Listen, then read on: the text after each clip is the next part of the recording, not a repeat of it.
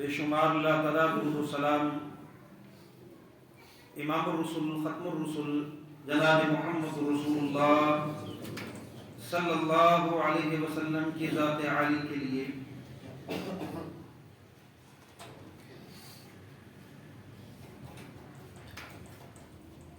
محترم سامعین کرام اور معزز سامعات،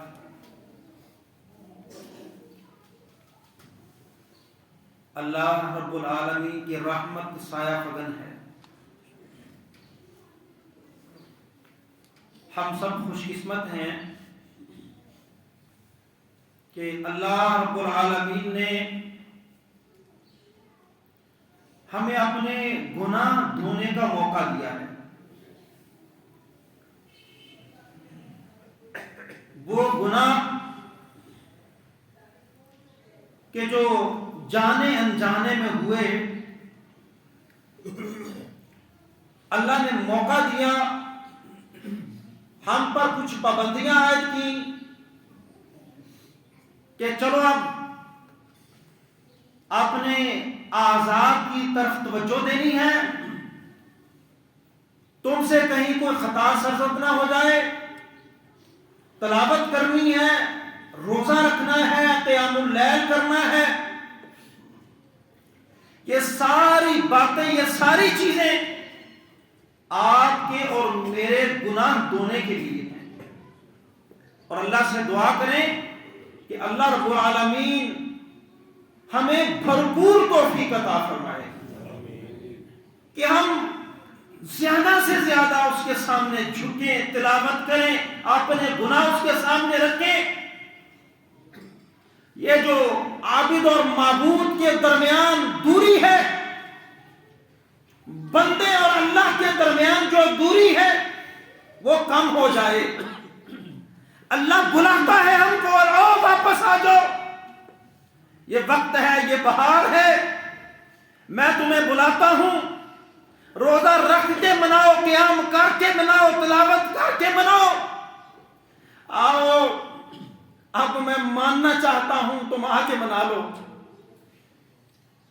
میرے بھائیوں، ہم نے انشاءاللہ، اللہ نے صحت دی ہے، تندرستی دی ہے، یہ اس کا بہت ہی بڑا احسان ہے، اور میں اکثر کہا کرتا ہوں کہ بہت عظیم نعمتیں ہیں دو، ایک آپ کا عقیدہ، عقیدہ توحید، اور دوسری صحت۔ اللہ کی عظیم نعمتیں، صحت نہیں ہے بندہ قیام نہیں کر سکتا، صحت نہیں ہے روزہ نہیں رکھ سکتا، صحت نہیں ہے وہ جہاد والا کام نہیں کر سکتا، صحت نہیں ہے وہ لمبا سجدہ نہیں کر سکتا، لمبا رکوع نہیں کر سکتا۔ اور اگر اللہ نے صحت سے نوازا ہے تو جتنی اس جسم سے عبادت ہو سکتی ہے ہم نے انشاءاللہ کرنی ہے، اور کوشش کریں کہ ہم اس رمضان مبارک کے اندر تقوی اور نیکی کا حق ادا کریں۔ تقوی اور نیکی کا یہ مقاصد کیا ہے اس رمضان کے؟ بڑے بڑے مقاصد۔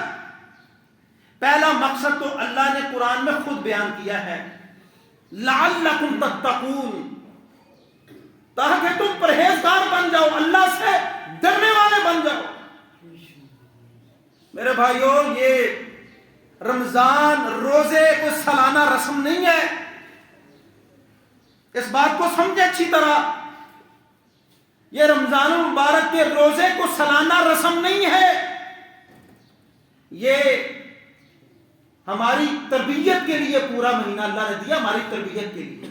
جو 11 ماہ کا بگاڑ ہے اس کی اصلاح کے لیے، اس کی ریفارمیشن کے لیے اللہ نے یہ مہینہ میں دیا۔ دیکھیں نمازوں کے اوقات، میں تو سچی بات ہے بڑا غور کرتا ہوں، یہ نماز آپ بار بار پڑھتے ہیں، ایک دن میں ایک نماز کافی نہیں تھی، کیوں تھی؟ یہ بار بار جو نمازوں کا عادہ ہے، کیوں ہے؟ اللہ نے جو 5 فرض کر کے 50 کا اجر دیا، یہ کیوں ہے؟ کہ بندہ فجر کی پڑھے گا نا تو ظہر کے وقت پر اس نے حاضر ہونا اللہ کے دربار میں، تو اس کو پتا ہو کہ میں نے فجر سے لے کے ظہر تک اس کی عصیان و نافرمانی نہیں کرنی، کیونکہ میں نے اس کے پاس حاضر ہونا ہے، میں نے اس کی بارگاہ میں جانا ہے۔ پھر ظہر سے لے کے عصر تک دوبارہ بلایا ہے کہ بندے کو 24 گھنٹوں میں یہ 5 دفعہ یاد کروایا ہے کہ تو نے اپنے رب کی طرف لوٹ کے جانا ہے، رب کی طرف لوٹ کے جانا ہے۔ یہ بار بار آنا کیوں؟ یہ بات سمجھ آ رہی ہے؟ یہ آتا ہے 24 گھنٹوں میں کہ تم کہیں بھول نہ جاؤ، کہیں طغیانی سرکشی اختیار نہ کر لو۔ اسی دوران تم نے ظہر سے اثر اچھے اعمال کرنے ہیں، اگر پھر بھی کوتاہی ہو گئی ہے تو آ کے معافی مانگ لینی۔ یہ علامات ہیں کہ رجوع آؤ، واپس لوٹو۔ دیکھیں پھر جمعہ سے جمعہ الصلوات الخمس والجمعۃ الی الجمعہ ورمضان الی رمضان مکفرات لما بینہن اذا اجتنبت الکبائر۔ اللہ کے رسول صلی اللہ علیہ وسلم فرماتے ہیں یہ 5 نمازیں، جمعے سے جمعہ اور رمضان سے رمضان کے روزے، یہ تمہارے گناہوں کا کفارہ ہے، تمہارے گناہوں کا کفارہ ہے، حصول تقوی کا ذریعہ ہے۔ اذا اجتنبت الکبائر، جب تم گناہ کبیرہ سے بچو گے، جب تم گناہ کبیرہ سے بچو گے۔ اور میرے بھائیوں، یہ اللہ کی شان اور عظمت اور اس کی رحمت کہ اس نے کبیرہ گناہ کی معافی کے لیے بھی تیری موت تک دروازے کھلے رکھے۔ اگر بڑا بھی گناہ ہو جائے، تو بندہ ہے، تو پھر معافی مانگ لے، لیکن ذرا بڑے گناہ کے لیے اہتمام بڑا کرنا پڑے گا۔ یہ چھوٹے چھوٹے تیرے گناہ، نمازیں، یہ جمعے، یہ روزے، میں معاف کرتا جاؤں گا۔ من صام رمضان ایمانا واحتسابا غفر له ما تقدم۔ ہم نے اپنا تقوی اختیار کرنے کے لیے اہتمام کرنا ہے۔ اور میرے بھائیوں، میرا تو اللہ ہے، یہ ذاتی تجربہ ہے۔ پتہ تقوی کس چیز کا نام ہے؟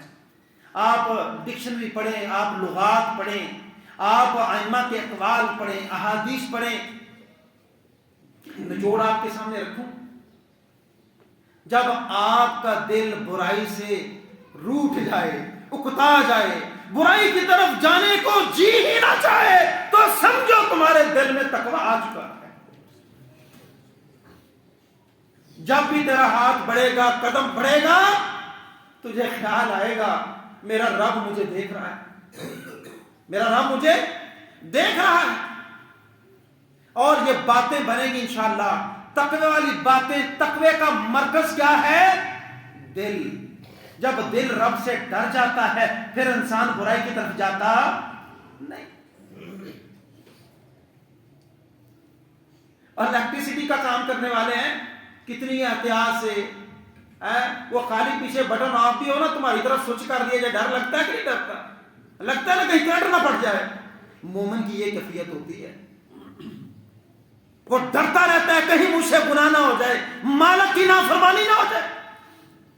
اور اگر دل کہتا ہے خیر ہے، یہ زندگی بڑی پئی ہے، کر لے بھی گناہ کر لے، خیر ہے بڑی، تو سمجھو تقوی آیا نہیں ہے۔ بھوکا پیاسا رہنے کا فائدہ ہوا نہیں ہے، قرآن سننے کا فائدہ ہوا نہیں ہے، قیام کیا ہے، دل کو مانجا ہے، لیکن مانجا نہیں گیا ہے، سمجھ لو فائدہ نہیں ہوا میرے قیام کا، میرے روزے کا، میری تلاوت کا، میری دعاؤں کا، ابھی فائدہ، کیونکہ ابھی بھی یہ برائی اس کو اچھی لگتی ہے، ابھی بھی اس دل کو برائی اچھی لگتی ہے۔ اللہ کے رسول صلی اللہ علیہ وسلم نے فرمایا تھا التقوی ہاہنا، یہ ہے تقوی، وَيُشِيرُ إِلَى صَدْرِهِ ثَلَاث مرات، اپنے سینے کی طرف اشارہ کر کے آپ نے فرمایا تھا تقوی تو یہاں ہے، یہاں 3 دفعہ اشارہ کیا، یہ دل میں تقوی ہے۔ وہ تقوی کیا ہے؟ اللہ کا خوف اور ڈر، اللہ کا خوف اور ڈر۔ اور اس سے پیچھے پتہ کیا الفاظ ہیں بڑے خوبصورت، المسلم اخو المسلم لا یظلمہ ولا یخذلہ ولا یحقرہ، کہ مسلمان کا، اس کا پہلا حصہ میں پہلے خطبے میں عرض کر چکا، یہ دوسرا حصہ اس حدیث کا صحیح مسلم کے اندر ہے، المسلم اخو المسلم لا یظلمہ ولا یحزن، مسلمان مسلمان کا بھائی ہے، کوئی مسلمان دوسرے مسلمان پر ظلم نہیں کرتا، اگر وہ ظالم ہے ظلم کرتا ہے تو متقی نہیں ہے، ولا یحزن، اور اگر کسی مسلمان پہ ظلم ہوتے دیکھ کے خاموش رہتا ہے یہ تب بھی متقی نہیں ہے، یہ تب بھی متقی نہیں ہے۔ اور اگر وہ اس بنا پہ کسی مسلمان پہ ہوتا ظلم دیکھ کے خاموش ہے، یہ اس کی حیثیت ہی کوئی نہیں، حقیر ہے۔ ولا یحقر، نہ اپنے مسلمان بھائی کو حقیر جانے۔ پھر فرمایا تھا التقوی ہا ہنا، تقوی یہاں ہے، اور 3 دفعہ آپ نے اشارہ فرمایا بحسب امرئ من الشر ان یحقر اخاہ المسلم، کسی مسلمان کہ برا ہونے کے لیے کافی ہے کہ وہ کسی مسلمان بھائی کو حقیر سمجھے۔ اور میں اکثر بہتر کہتا ہوں، ہم دوسروں کو بے عزت اسی لیے فوراً کر دیتے ہیں کہ یہ بات ہے کہ میرے ساتھ، پھر تو متقی نہیں ہے، تیرے اندر تکبر ہے، غرور ہے، گھمنڈ ہے، دوسرے کو حقیر سمجھتا ہے، تیرے روزے کا، تیری تلاوت کا، تیری دعا کا، تیرے قیام کا کیا فائدہ اپنے مسلمان بھائی کو حقیر سمجھتا ہے۔ آگے یہ الفاظ ہے، فرمایا کل المسلم علی المسلم حرام دمہ و مالہ و عرضہ، مسلمان کا سب کچھ حرام ہے دوسرے مسلمان کے اوپر، اس کے مال، اس کا جان، اس کا خون، اس کی عزت، سب کچھ حرام ہے، نہ تم بے عزت کر سکتے ہو، نہ بلا پوچھے مال لے سکتے ہو، قبضہ کرنا تو دور کی بات ہے، قبضہ کرنا دور کی بات ہے، مسلمان بھائی سے پوچھے بنا اگر تم اس کا مال لیتے ہو تم متقی نہیں، تم اس کو بے عزت کر دیتے ہو تم متقی نہیں ہو، تو نے بھوکے کاٹی ہے تقوی اختیار کرنے کے لیے، رب کو راضی کرنے کے لیے، رب کے بندوں کو ناراض کرنے۔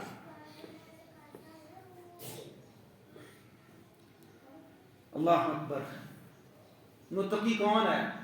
جب برائی قدم قدم پہ منہ کھولے کھڑی ہو اور یہ اپنے آپ کو بچا بچا کے گزر جائے، بچا بچا کے گزر جائے، جنگل میں کانٹے ہیں، کانٹوں سے اپنے آپ کو بچا بچا کے گزر رہا ہے، یہ متقی ہے، یہ متقی ہے، اللہ سے ڈرنے والا۔ وہ 3 شخص کا واقعہ یاد ہے آپ کو جنہوں نے غار میں پناہ لی تھی، اور ایک نے کیا کہا تھا، اپنے کس نیک عمل کا رب کو واسطہ دیا تھا، جانتے ہو کہ اللہ، ایک عورت بڑی مجبور تھی، ضرورت مند تھی، میرے پاس دولت تھی، اس نے تقاضا کیا، میں نے برائی کے عوض پیسے تھما دیے کہ ہاں تم مال رکھو لیکن میری خواہش پوری کرنا پڑے گا۔ تو جب میں اپنی خواہش پوری کرنے کے لیے اس کے قریب گیا، اس نے کیا کہا تھا، اتق اللہ، اللہ سے ڈر جا، اے اللہ میں خالص تجھ سے ڈر کے اس برائی سے رک گیا تھا، اگر میرا عمل تجھے پسند آیا ہے تو اس مشکل سے مجھے نجات عطا فرما۔ اور میرے بھائیوں، زندگی میں قدم قدم پہ برائی ہے، قدم قدم پہ تم بچتے رہو، بچتے رہو، شاید تیری نمازیں کام نہ آ سکے، تیرا برائی سے بچنا کام آ جائے۔ اور ایسے حدیث ایک اور بھی بات سمجھ آتی ہے کہ انسان برائی سے بچ جائے، اللہ تعالیٰ اس کو مشکلات سے نکال دیتا ہے۔ یوسف علیہ السلام نے ایسا نہیں کیا تھا، تقویٰ اختیار نہیں کیا تھا، اور اللہ نے قرآن میں پھر اناؤنس کیا، اعلان کیا، اِنَّهُ مَن يَتَّقِ وَيَصْبِرْ فَإِنَّ اللَّهَ لَا يُضِيعُ أَجْرَ الْمُحْسِنِينَ، جو تقویٰ اختیار کرتا ہے، صبر کرتا ہے، اللہ تعالیٰ ایسے نیکوکاروں کی نیکیوں کو ضائع نہیں کرتا۔ تقویٰ اختیار کرے، وہ ڈرے رب سے، برائی کا موقع ہو وہ برائی کرنے پہ قادر ہو، رشوت لینے پہ قادر ہو، سود کھانے پہ قادر ہو، اپنی نفسانی اور جسمانی خواہش پوری کرنے پر قادر ہو، ہر برائی پہ قادر ہے لیکن رب سے ڈر کے چھوڑ رہا ہے، اللہ کی قسم یہ متقی۔ کاروبار میں 2 نمبری کرنے پہ قادر ہے، دودھ میں پانی ڈالنے پہ قادر ہے، مرچوں میں ملاوٹ کرنے پہ قادر ہے، یہ کر سکتا ہے، لیکن رب سے ڈر کے نہیں کرتا، یہ متقی۔ کیا سمجھتے ہو بازار میں متقی نہیں ہے الحمدللہ؟ کیا سمجھتے ہو دکانداروں میں متقی نہیں ہے الحمدللہ؟ یہ ہیں تو یہ نظام کائنات چل رہا ہے۔ اور وہ متقی کیسے ہیں؟ صبر کے ساتھ۔ روزہ صبر سے کھاتا ہے نا، سارا دن بھوک پیاس کاٹ کے وہ کوئی بات کہتا ہے کوئی بات نہیں، یہ دولت ڈھلتی چھاؤں ہے، میں حرام نہیں کھاؤں گا۔ اور میں یہ بات کہا کرتا ہوں، لوگ پوچھتے ہیں حاجی صاحب ہو رج کرو ہے ڈوب چلے آنا، حاجی صاحب کی گل ہے کاروبار تقی نے، وہ تو سود کھا کے آسمانوں پہ جا پہنچا ہے، حاجی صاحب نے تقیہ کیا ہوا ہے، کہتے ہیں نہیں میں بھوک پیاس برداشت کر لوں گا، میں نبی کا سچا امتی ماننے والا ہوں، تھوڑے پہ گزارا کر لوں گا، حرام کی طرف جانا نہیں ہے، کوئی بات نہیں، دنیا چند دن کی، یہ تنگی والے حالات چند دن کے، اللہ ایسی آسانی دے گا کہ اس آسانی کا کوئی مقابلہ نہیں۔ دنیا کی جھوٹی عزتوں کی خاطر، مال و دولت کی خاطر بات کرتا ہے۔ تیرے پاس اختیار تھا، تو نے سود کھایا، اختیار تھا رشوت کھائی، اختیار تھا حرام کاروبار کیے، تیرے پاس اختیار تھا ناجائز استعمال کیا، رب کو ناراض کرتا ہے۔ یہ ہے تقوی۔ تم سمجھتے ہو شاید جو 5 وقت دبا دب مسجد میں جا رہا ہے وہی متقی ہے؟ ہاں وہ تو فرض ہے، وہ تو کرنا پڑے گا، اس کی قبولیت کے ذرائع بھی اختیار کرنا پڑے گا، اور اس کی قبولیت کے جتنے ذرائع ہیں ان سب حرام سے اگر بچ رہے ہو، یہ نماز قبول ہو رہی ہے، یہی تقوی کا راستہ ہے۔ اللہ اکبر۔ وہ چواہے والا واقعہ بھی یاد ہے آپ کو؟ بہقی کے اندر ہے اور اس الغابہ کے اندر بھی یہ واقعہ موجود ہے۔ حضرت عبداللہ بن عمر رضی اللہ تعالیٰ عنہ کا غلام نافع وہ بیان فرماتے ہیں، کہتے ہیں کہ شدید دھوپ کے اندر حضرت عبداللہ ابن عمر وہ مدینے کے کسی کنارے کی طرف نکلے تو وہاں راستے کے اندر کیا کیا، ان کے لیے کھانے کا اہتمام کیا گیا، دسترخوان بچایا گیا، کھانے کے لیے بیٹھے، پاس سے چرواہا گزر رہا ہے، عبداللہ ابن عمر آواز دیتے ہیں کہ چرواہے آ جاؤ کھانا کھا لو۔ چرواہے کو شدید دھوپ ہے، کیا کہا؟ آ جاؤ کھانا کھا لو، اور چرواہے کا جواب کیا تھا؟ انی صائم، میں روزے سے ہوں۔ بکریاں چرانا کوئی آسان کام نہیں، سردیاں چرا کے میرے تو چاہ سنانا آ گئی، میں چرائیاں نے بچپن چاہنا بولی اب تسی چرا کے سردیاں پہنچ چلے جب پسینے نہ چھوٹ گئے تو تاں کر لیں۔ شدید گرمی ہے روزے کے ساتھ، عبداللہ ابن عمر فرمانے لگے کہ تو نے اتنی شدید گرمی میں روزہ، نفلی روزہ ہے، اتنی شدید گرمی میں روزہ رکھا ہوا؟ کہا ہاں، میں اس وقت کے لیے میں نے روزہ رکھا ہے کہ جب جزا ہوگی عمل نہیں ہوگا، کہ جس وقت جزا ہوگی عمل نہیں ہوگا۔ بڑے متاثر ہوئے عبداللہ ابن عمر، تقوی کا امتحان لینا چاہا، تقوی کا امتحان لینا چاہا۔ اچھا ایسا کرو کہ یہ ایک بکری نا اپنے ریوڑ میں سے یہ ہمیں قیمتاً دے دو، یہ قیمتاً دے دو۔ تو کہنے لگے میں کیسے آپ کو یہ بکری دے سکتا ہوں، بکریاں چونکہ میری نہیں ہیں، میں یہ بکریاں آپ کو کیسے دے سکتا ہوں، میں آپ کو کیسے فروخت کر سکتا ہوں؟ میں ہم نا تمہیں پیسے بھی دیں گے، جب روزہ رکھے آئے نا گوشت بھی دینا ہے، پیسے بھی بکری کے ساتھ ہم پورے روزے کی افطاری کے لیے گوشت بھی دیں گے۔ کہا بکری میری ہے ہی نہیں، میں کیسے تمہیں فروخت کر دوں؟ اچھا مالک کا ڈر ہے نا، مالک سے کہنا کہ ایک تو بکری گم ہو جاتی ہے پہاڑوں میں، مسئلہ کوئی نہیں، یہ ہوتی رہتی ہے، جا کے کہہ دینا گم ہو گئی ہے۔ اللہ اکبر۔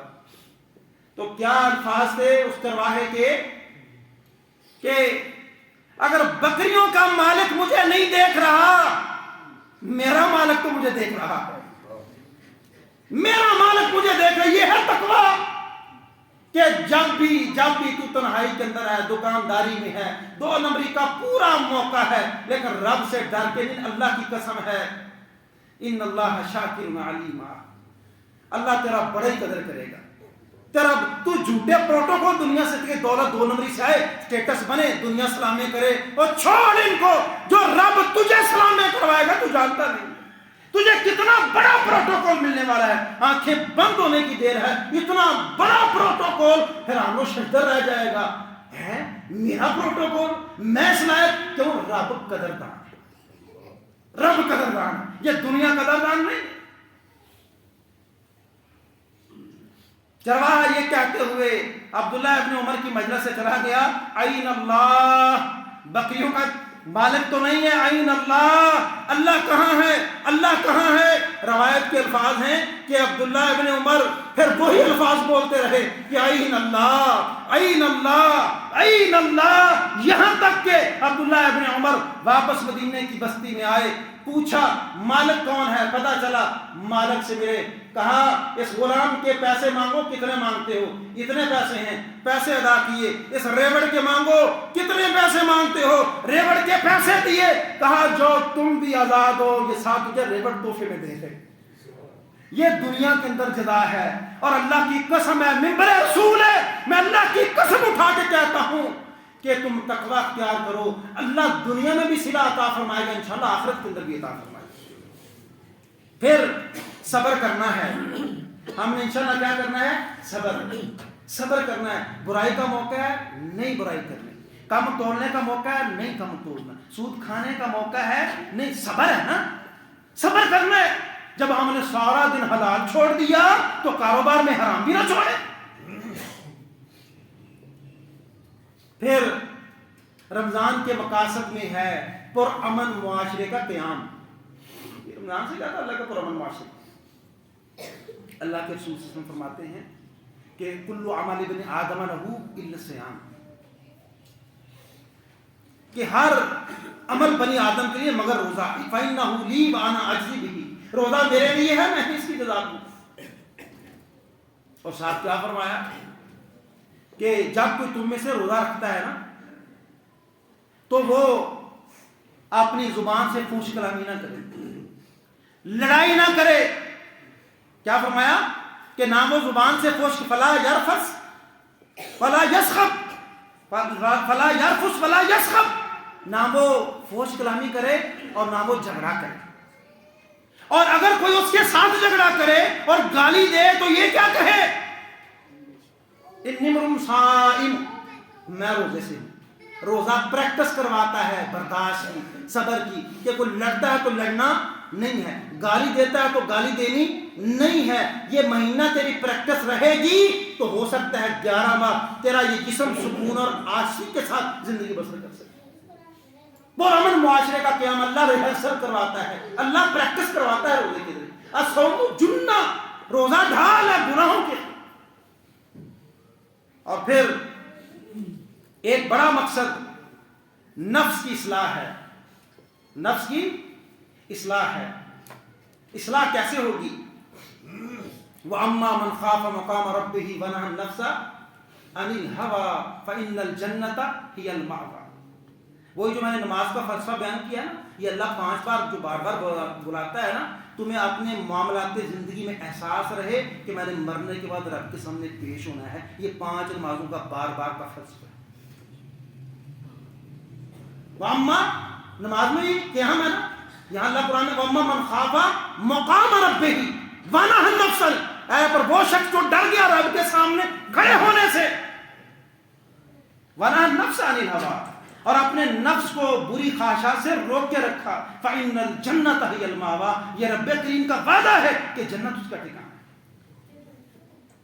اسی لیے فرمایا من قام رمضان ایمانا واحتسابا غفر له ما تقدم من ذنبه. جو رمضان کا قیام ایمان کے ساتھ ثواب کی نیت سے کرتا ہے، اللہ اس کے پچھلے سارے گناہ معاف فرما دیتا ہے.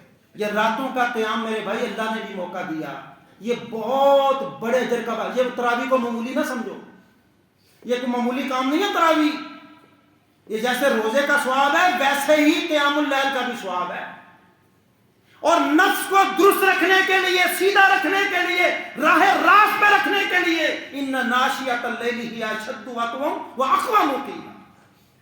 اور اللہ کہتے ہیں قرآن میں کہ راتوں کا قیام وہ نفس جو مانتا نہیں ہے، جو شریر گھوڑے کی طرح ہے، بھاگتا ہے بار بار برائی کی طرف، نافرمانی کی طرف، اگر اس کو سیدھا کرنا چاہتے ہو تو رات کو میرے سامنے کھڑے ہو جاؤ، یہی تیرا نفس برائی سے نفرت کرنا شروع کر دے۔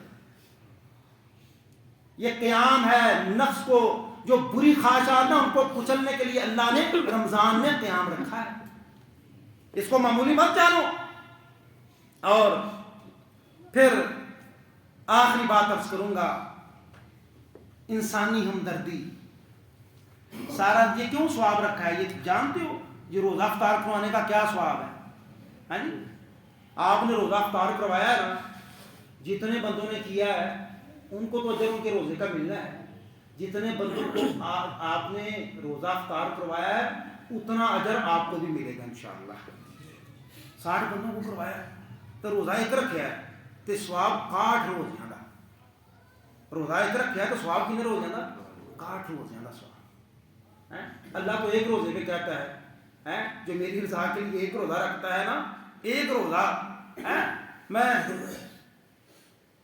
جنت سے، اس کو جنت سے 70 میل کی دوری پہ کر دیتا ہوں، اس کے چہرے کو جہنم سے اللہ دور کر دیتا، ایک روزہ اخلاص کے ساتھ۔ تو جس نے افطار کی کیوں ہے سبب کہ انسانوں کو نا کمزوروں کے ساتھ ہمدردی کا جذبہ ان کے اندر پیدا ہے۔ اتنا سواد کیوں رکھا ہے؟ وہ بندہ ویسے بھی تو کھانا کھلاتا ہے نا، اور اسلام کی بہترین یہ چیز ہے اسلام کی۔ جب اللہ کے رسول سے پوچھا گیا تھا مدینہ طیبہ کے اندر کہ اللہ کے رسول ہمیں بتائیں اسلام کی بہترین چیزیں کون سی ہیں، آپ نے فرمایا تھا افشوا السلام و اطعموا الطعام، سلام کو عام کرنا اور کھانا کھلانا، یہ بہترین اسلام۔ تو یہ ثواب کیوں بیان ہوا ہے؟ تاکہ ہم رمضان اور غیر رمضان میں جو کمزور ہیں، غریب ہیں، اور بھائی بیٹے کی شادی پہ جو پیسے ہم اڑاتے ہیں نا محسوس نہیں ہوتے ہیں، غریب پہ خرچنا پڑ جائے تو حساب شروع ہو جاتا ہے۔ اپنی عیاشیوں پہ خرچ کرنا پڑے، خیر ہے اللہ نے دیتے تو یہ اللہ نے دیتے ہیں تو فی سبیل اللہ بھی دوسرا خرچ نہیں۔ یہ جو انفاق فی سبیل اللہ، اللہ قرآن میں بڑا پیارا فلسفہ بیان فرماتے ہیں۔ اللہ تعالیٰ قرآن میں فرماتے ہیں کہ الشیطان یعدکم الفقر ویامرکم بالفحشاء، پیڑے کما تو شیطان دا خرچی جا، کچھ نہیں ہوتا، اللہ نے دیتا ہے خرچو۔ نیکی سے روکتا ہے کہ جب نیکی کی باری آتی ہے اللہ کی طرف وعدے، اللہ کہتے ہیں میرے پاس مغفرت کا وعدہ ہے، میرے پاس معافی، شیطان کے پاس کوئی وعدے نہیں ہیں، میرے پاس مغفرت کے وعدے ہیں، وہاں حساب شروع کر دیتا ہے۔ میرے پاس تو اتنا ہی ہے، میں دے ہی اتنے سکتا ہوں، میری اوقات ہی اتنی ہے۔ جب تو نے بیٹے کی شادی کی تھی اس وقت تو نے اپنی اوقات نہیں دیکھی تھی، بیٹی کی شادی کی تھی اس وقت تو نے اپنی اوقات نہیں دیکھی تھی۔ جب رب کے راستے میں کمزوروں، غریبوں، غمخواروں پہ خرچ کرنے کی باری آتی ہے اس وقت تو حساب شروع کر دے اور کہتا ہے میری اوقات نہیں۔ تو میرے بھائیوں، یہ بڑے بڑے رمضان المبارک کے مقاصد ہیں، اللہ تعالی ہمیں ان سے بھرپور فائدہ اٹھانے کی توفیق عطا فرمائے۔